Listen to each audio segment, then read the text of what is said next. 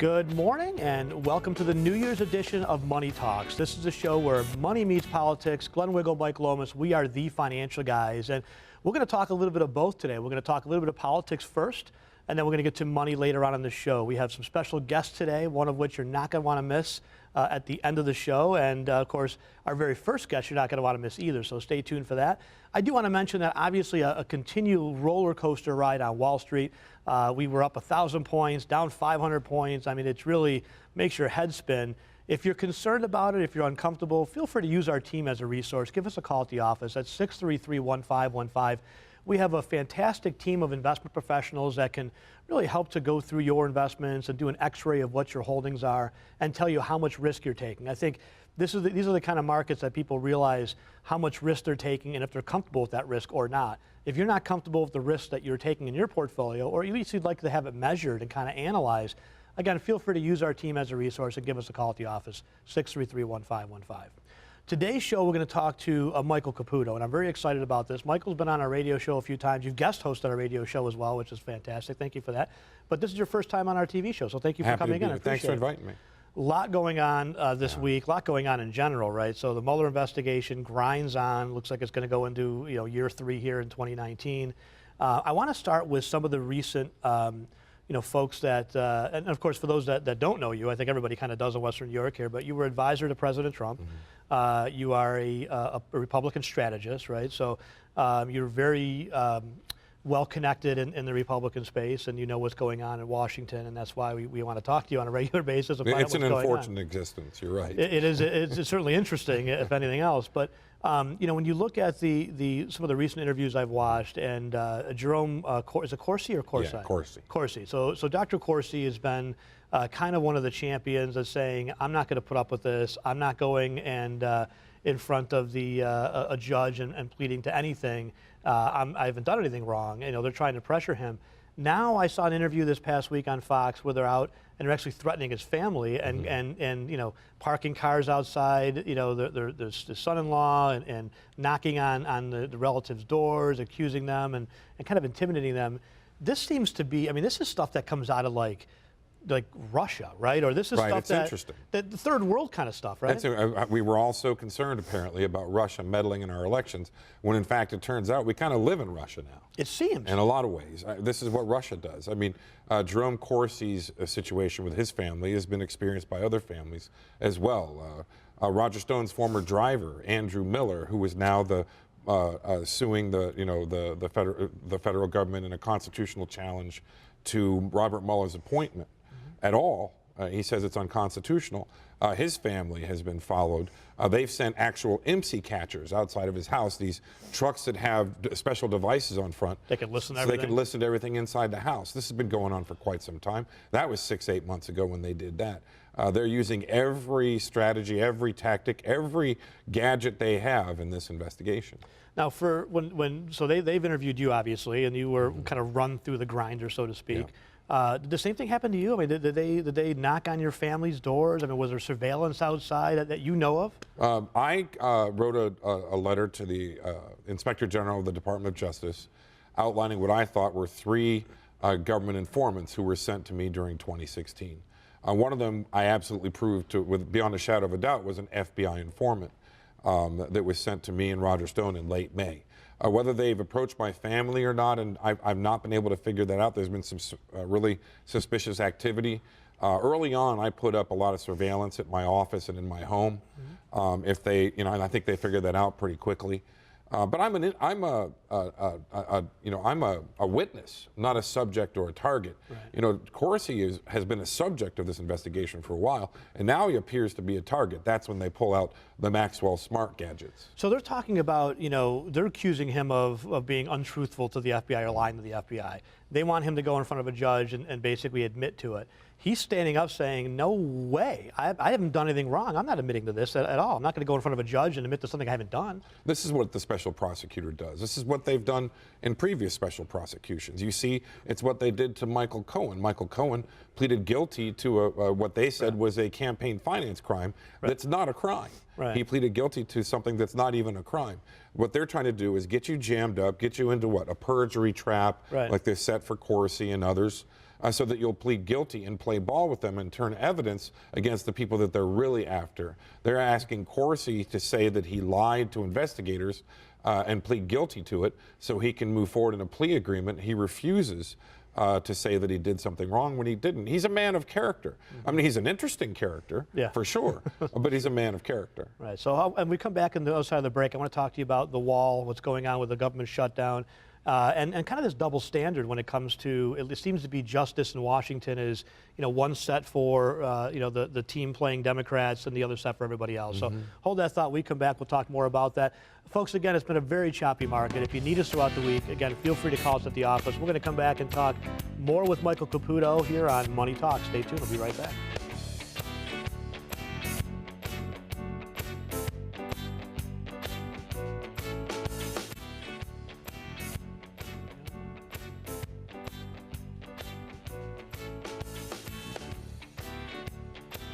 Good morning and welcome back to Money Talks. Again, I'm your host, Glenn Wiggle, with Mike Lomas. We are the Financial Guys. You can listen to us this afternoon from 1 to 3, where we'll be taking your calls and questions live on the air as we have done for almost 20 years on WBEN. This morning, we're in studio talking with Michael Caputo, and before we went to the break, we were just talking about kind of the double standard, I guess, when it comes to justice in this country. And a few things that I think, make this country so great. And, we talk about the stock market all the time about, certainty and uncertainty. Obviously, a lot of uncertainty going around with what's going on with the Fed, with what's going on with tariffs. But a couple of the other things that help that are our justice system, I think, is very, very important. We seem to now have a completely separate tracks of justice. One for normal Americans that have to, play by the rules, and a whole nother set for, I guess, card-carrying Democrats. I'll call it as a lack of a better term. But when you look at, Hillary Clinton, the pay for play, obvious. A Judicial Watch came out this week with more documents showing that what we all knew, that they were running guns from Libya over to Syria, right? And it just seems to be no possibility that there's going to be any sort of prosecutions on that side at all, regardless of all these what would be apparent crimes. They're accusing, a Dr. Corsi of, destroying data. You've got a DNC server that's never been looked at by the FBI, right? That should be the cornerstone of what the FBI looks at. You've got servers that were bleach bit and wiped clean. You've got Blackberries that were smashed with hammers. Like, this is not normal behavior, and yet it seems like it's going to go completely unchecked. No doubt. I mean, it's the difference between just us and justice. We, you and I, and the viewers, we are up against the system of justice. We have to be, obey the rules and obey the laws, otherwise we'll be prosecuted. But really what the others face, Hillary Clinton and, let's say, Director Comey and others, it's just us. The laws are written to protect them. And I never thought that before. I never did. But I do now, because I've been in this jackpot for a bit. Right.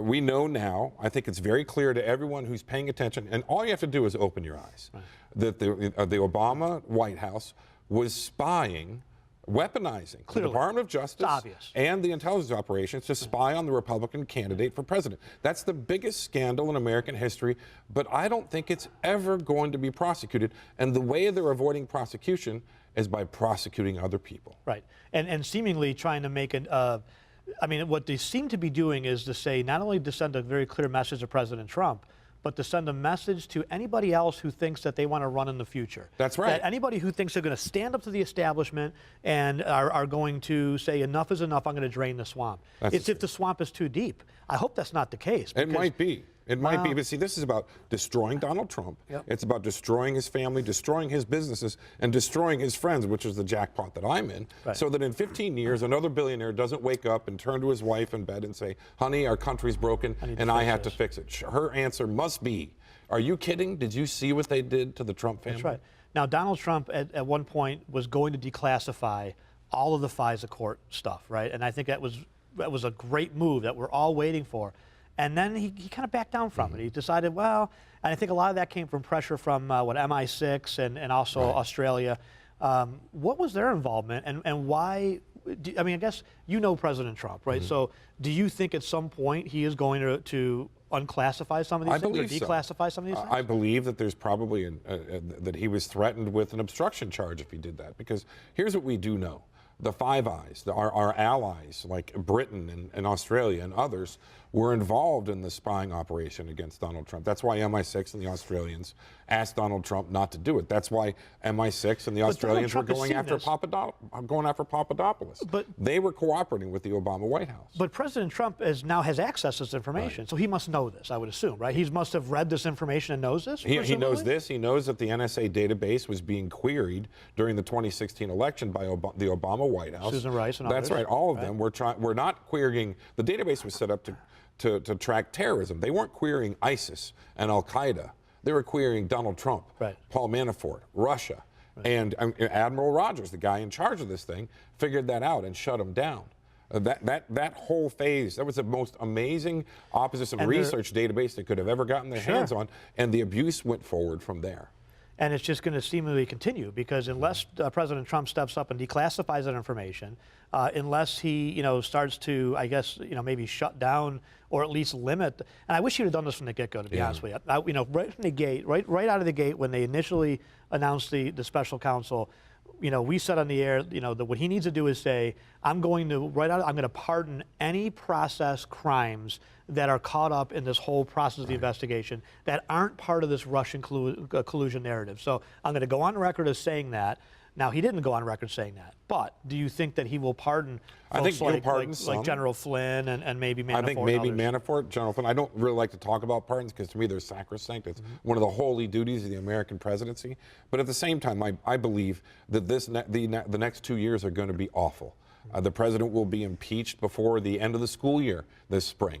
And you think that fast? You think the Democrats go right at it? I mean, it's all about high crimes and misdemeanors. Don't you think that hurts the Democrats, though? Because to be honest I think it can, but they're obsessed with it. They're obsessed with it. Their base wants it.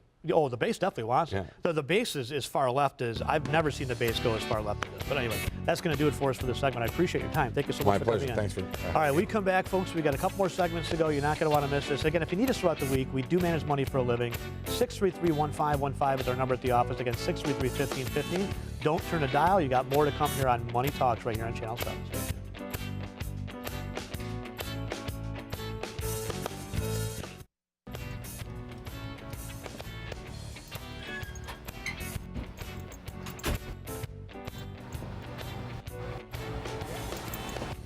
Good morning again, everybody. This is Money Talks. Again, the show where money meets politics. I'm your host, Glenn Wiggle, here with Mike Lomas, and we are the Financial Guys. I'm going to throw it to a different segment in just a second here, but before I do, I wanted to just talk for just a second about the markets. And the markets obviously have been really, really volatile. Obviously, a 1,000-point up day, record up day, a 500-point down day. I mean, we're all over the board here. I think people are asking the questions: when is it going to end? And what's causing it? And to me, we've talked about a couple of things causing it. Number one, the trade tariffs and the trade war, so to speak. I think that's a minor part of it. To me, the bigger story is the Federal Reserve. And the Fed raised rates again a quarter point. And I want to just kind of explain this to folks so they understand what's going on with the Federal Reserve. The Federal Reserve is in charge of money supply in the economy, right? So when they cut interest rates, they're pushing more money in the economy. When they increase interest rates, they're pulling liquidity out of the economy. And right now, they're pulling way too much liquidity, in my opinion, out of the economy. We went for 8 straight years of 0% interest, zero. They cut rates to zero. Not only did they cut rates to zero, but they pumped additional liquidity into the markets by doing QE1, QE2, QE with a twist. Everything they could do to pump as much liquidity into the market as possible. Think about this. Think about the economy as a campfire, okay? A campfire that's a healthy campfire. If you dump 1 glass of water on the campfire and wait 15 minutes, the campfire will regenerate, no problem, it won't go out. If you do another glass of water every 15 minutes, you'll likely never put that campfire out because it's burning enough. What the Federal Reserve is doing is they're dumping a glass of water on the campfire every 30 seconds because they've done 8 rate hikes in 2 years. That's a lot of water on a fire, and the concern in the market is, are they slowing down or are they dousing the economic fire too much? And so that's what, in my opinion, is a cause of a lot of this volatility. That volatility will end when you get a little bit of clarity out of the Fed, knowing when they're going to stop. With that, I want to throw it over to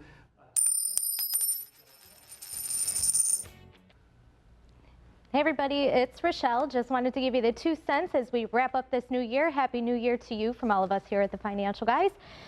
So for the month of January, we have a lot of exciting workshops coming up with TFG Academy. We're going to kick that all off January 9th.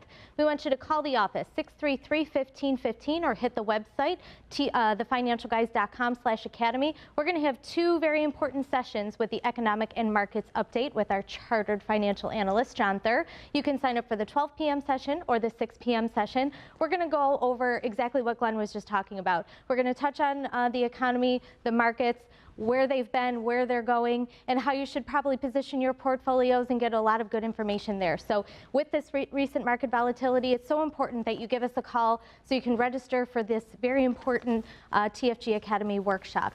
So like I said, that's January 9th, that's a Wednesday. You could sign up for those two sessions, 12 p.m. or 6 p.m. So give us a call, we'll be happy to put you to the list. And I want to let you know that we have two other great workshops coming up. January 16th, we're going to have elder care guidance, and then January 23rd, tax planning. Esther Goulias will be right at our offices at 305 Spindrift and give you all those important tax updates for this upcoming tax season. As always, go to thefinancialguys.com. You can click on Money Talks and subscribe, and we'll give you all the updates on the show. We'll even give you away some fun t-shirts and other items. So subscribe with us today, and have a great new year, everyone. Back to you, Glenn. All right, thanks, Rochelle. Appreciate it. Again, if you want to sign up for that workshop, 633-1515, again, 633-1515. All right, very special guest coming up in the next segment. Guest host, really. Stay tuned. You're not going to want to miss this on Money Talks.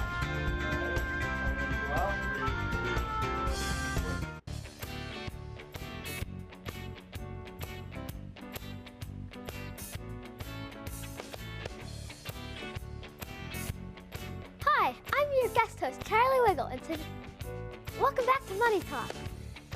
Today, I will be interviewing Glenn Wiggle. Hi, Glenn. Hi, Charlie. How are you? I am very well. How are you? I'm good. You got to remember, this is a show where money meets politics, right? Uh-huh. That's what I said. The stock market has been crazy lately. What advice are you giving people?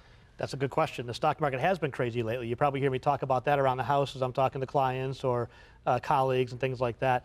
You know, we tell clients to have a financial plan, and that's the most important thing, is understand what each bucket of money is supposed to be doing and understand the parameters of risk that you have set for each of those portfolios. And so what we tell clients is make subtle adjustments over time, rebalance your portfolio, but take a long-term approach and make sure that you're focused on the long term. Anytime you're invested in the stock market, it's a long-term investment. I think with CNBC and Fox News, we forget about that sometimes because there's things coming across your screen all the time.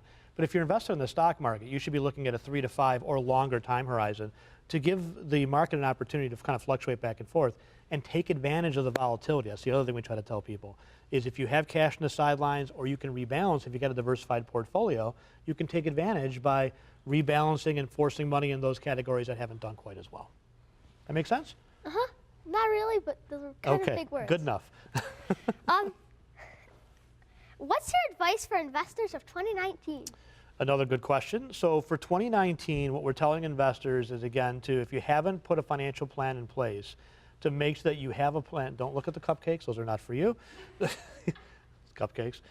To have a financial plan and to make sure that they try to stay the course. Don't make rash decisions and wholesale changes to your portfolio.